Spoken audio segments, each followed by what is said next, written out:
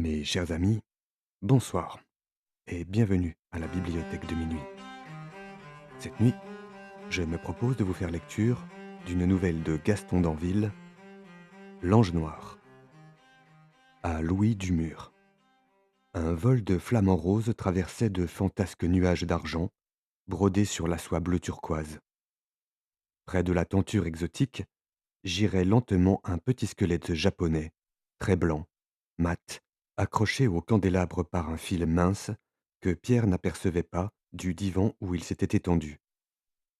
Veloutée, tremblante, la clarté douce de la bougie, allumée lorsqu'il rentra, se reflétait dans les deux brillants du plastron empesé et coulait de chatoyants glacis d'or fluide sur le frac, au revers duquel une minuscule branchette de bruyère achevait de se faner. Les palpitations de la flamme mouraient au bord de la pénombre où se trouvait le visage du jeune homme. Assise devant la cheminée, sur un coussin écarlate, en une pose grave, presque hiératique, sa chatte fixait la pourpre pâle des braises agonisantes de ses yeux phosphorescents, croissants d'émeraude striés de jade. Dans l'obscurité flottante traversée de lueurs diffuses, l'abat-jour chiffonné d'une haute lampe plaquait une large touche lilas, rehaussée de souffles clairs. Le vent au dehors jouait une vibrante et lugubre symphonie nocturne, s'échevelait en longues gammes chromatiques, inspirait, de son souffle furieux, l'orgue des cheminées graves et, répondant à l'appel de la plaintive harmonie, des pensées tristes, faibles, douloureux s'évoquèrent, les souffrances aussi. Pierre sentit, soudain, revenir l'étreinte oppressante qui, tout à l'heure, fouilla son cœur avec la persistance d'une pince effrayante dont les mâchoires se resserraient toujours, sans se rejoindre. C'est maintenant en sa poitrine, à la fois une brûlure intense, atroce, et comme un long déchirement fibre à fibre de tous ses muscles. Il n'ose hasarder un mouvement sans que ne s'exaspère l'horrible torture.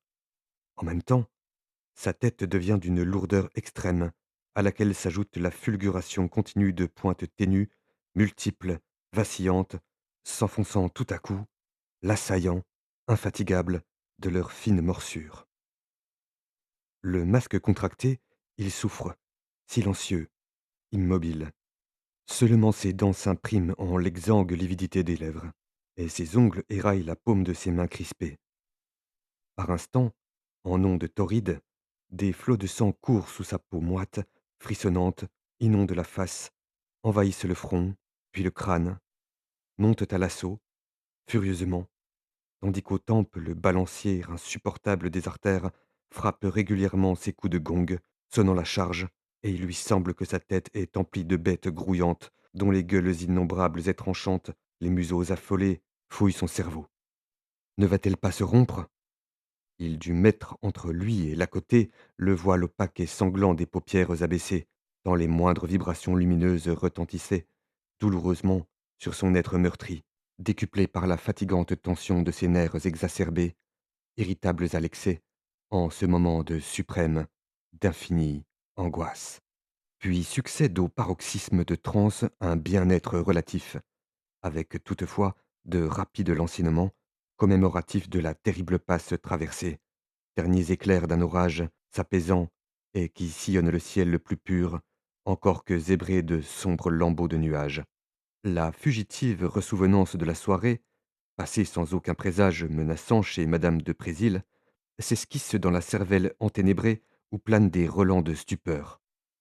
Soirée insignifiante qui s'enguirlanda des habituelles jeunes femmes du cortège accoutumé d'habits noirs, sans que s'y plaçât le moindre incident à retenir.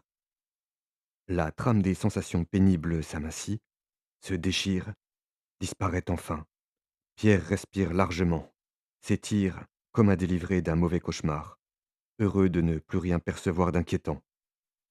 Enhardi par la tranquillité des nerfs détendus, du corps rasséréné, il se lève, se dirige vers un meuble aux incrustations curieuses de malachite et de jaspe, en ouvre un tiroir, des lettres. Il le repousse doucement et trouve au-dessus le tabac cherché. Minutieusement, il enroule une cigarette entre ses doigts demeurés tremblants. De capricieuses arabesques se forment et se défont. Des spirales moirées de bleu laiteux montent, se perdent en un dessin changeant, escalier de rêves candides, sertis d'azur. Pierre écoute les rafales dont continue la course vibrante. Le fracas s'en atténue au travers des persiennes abattues, des vitraux autour desquels le plomb, figé, serpente irrégulièrement, des rideaux bruns, rigides, voilant à demi la fenêtre de leur cuirasse, aux bosses cuivrées, et dont les cassures prennent un soyeux, un chaud éclat d'airain luisant, neuf. Le bruit de la bourrasque devient ainsi un chant psalmodiant les mélancolies lointaines, combien douces, semblant répéter la plainte des flots au soir de jusant, et la faible, la si triste mélodie brode ses arpèges grondant sur le ronronnement monotone du félin assoupi, dont la boule touffue, grise, tache de couleur apâlit le satin cramoisi où il ébauche une éclipse imprécise. Des craquements de boiseries sèches lézardent de brèches sonores le demi-silence.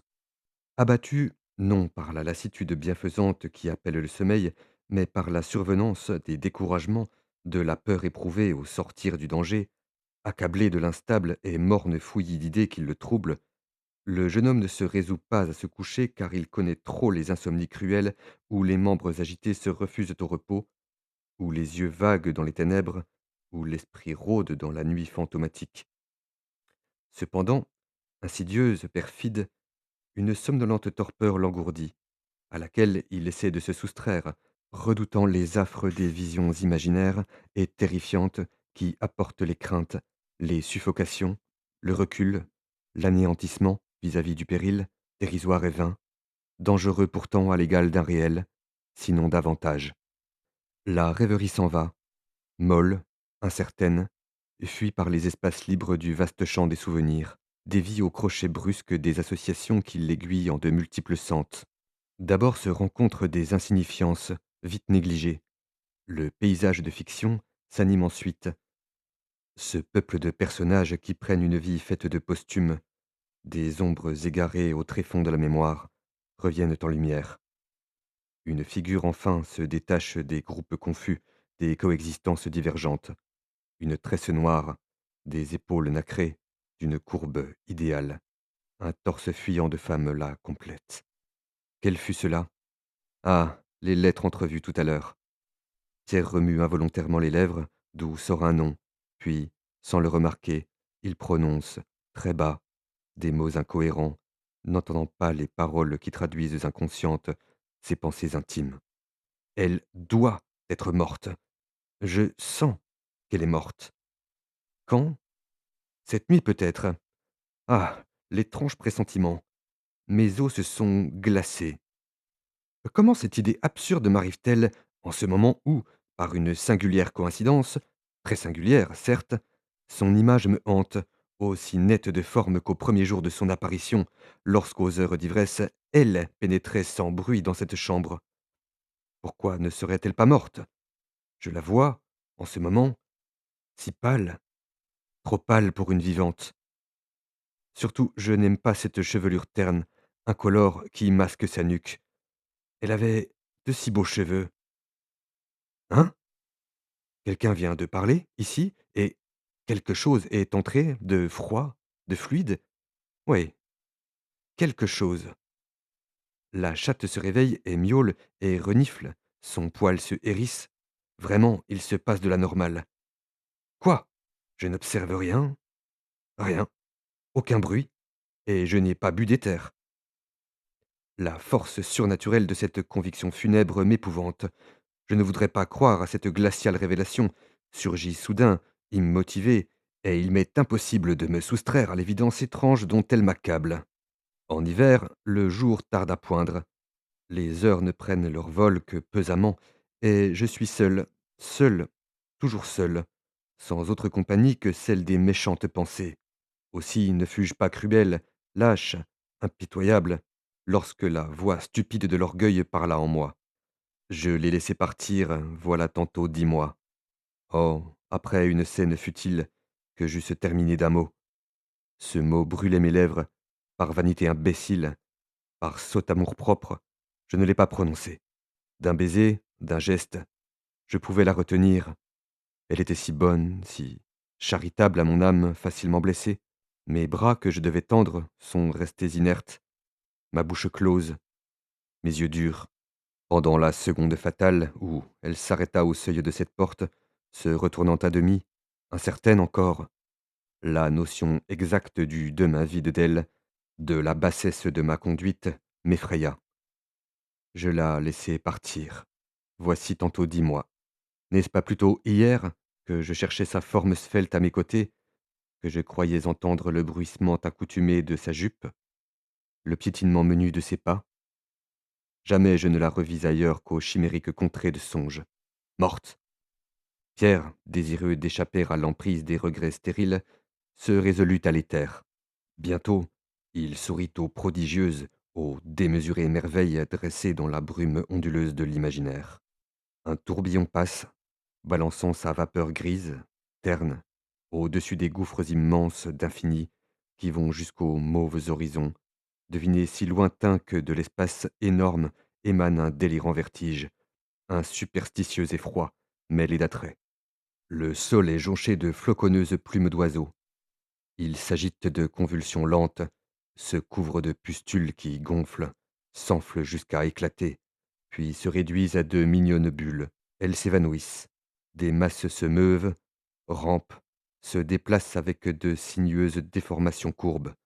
Une incandescence de brasier plane sur ce chaos, qui se précise.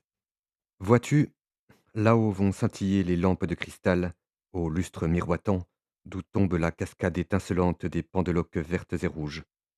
Les bayadères peintes comme de frêles idoles dont les membres aigus seraient vêtus de mousseline courent en fresques de mosaïque autour de la voûte rutilante. Sur les piliers, carrés robustes, puissants, que constellent des clous bronzés, s'en dressent d'autres, colonnes de cinabre, où s'érige l'image sacrée de la bonne déesse. Vois-tu, ami, comme s'élancent les seins tourbillonnants des ballerines souples, provoquantes guêpes aux corselets niellés de damasquinures d'ombre, légères, si légères. Les tambourins grondent et les flûtes profèrent des modulations harmonieuses. À ce spectacle, mes membres se délient des attaches terrestres et j'éprouve une jouissance inexprimable à ne plus percevoir le fardeau de la vie, à planer au-dessus des laideurs humaines oubliées. Reste ainsi près de moi, ami. Ah, j'ai senti naguère que tu entrais silencieusement. J'interrogeai, tu ne me répondis pas. Tu avais froid, car le frôlement de ta vêture fluide m'a touché. Tu ne t'es pas assise près du foyer. Près de moi reste encore. Dis-moi que tu as oublié le funeste moment où je fus si mauvais. Si tu savais, mamie, comme j'ai souffert, comme j'ai pleuré, comme j'ai maudit mon absurde et néfaste colère. Maintenant, je me ferai si humble, si soumis, si tendre, que tu m'aimeras. Nous étions si heureux autrefois. Pardonne, de grâce, pardonne-moi. Belle, tu es toujours belle. Tes cheveux très longs, comme tes cheveux sont longs, brillent encore d'une teinte incertaine d'améthyste ou de saphir que je me plaisais à y regarder luire. Et tes yeux noirs, en vérité, ne sont-ils pas plus noirs? Apporte à mon âme le repos qu'elle y trouvait jadis. Tu gardes ce teint virginal, aliciant, que possédaient tes chairs éburnéennes. Mais où vais-je chercher des chairs? Il fait sombre, oui, il fait très sombre, et je n'aperçois, par les ténèbres, que de vagues îlots blanchâtres.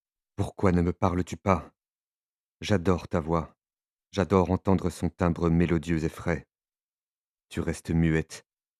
Et ce voile qui t'enveloppe, vas-tu le rejeter pour m'apparaître radieuse, éblouissante, parée comme à une fête? Et quelle fête serait plus joyeuse que celle-ci? Car tu me reviens, n'est-ce pas? Tu as oublié? Tu pardonnes? Dis-moi un mot, donne-moi un baiser.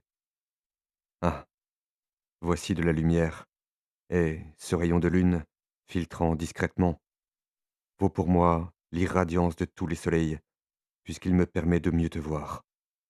Tu ris, je crois, tu ris, et tes petites dents nacrées réverbèrent la clarté qui les illumine.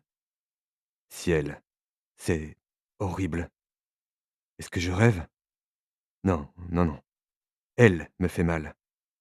Ses ongles en pointe, ses ongles de morte qui s'enfoncent en mon cou, et cette tête décharnée, osseuse, qui me regarde de ses orbites vides. Ah! À un trophée d'armure, il arrache un couteau ouvert et, hagard, frappe le fantôme.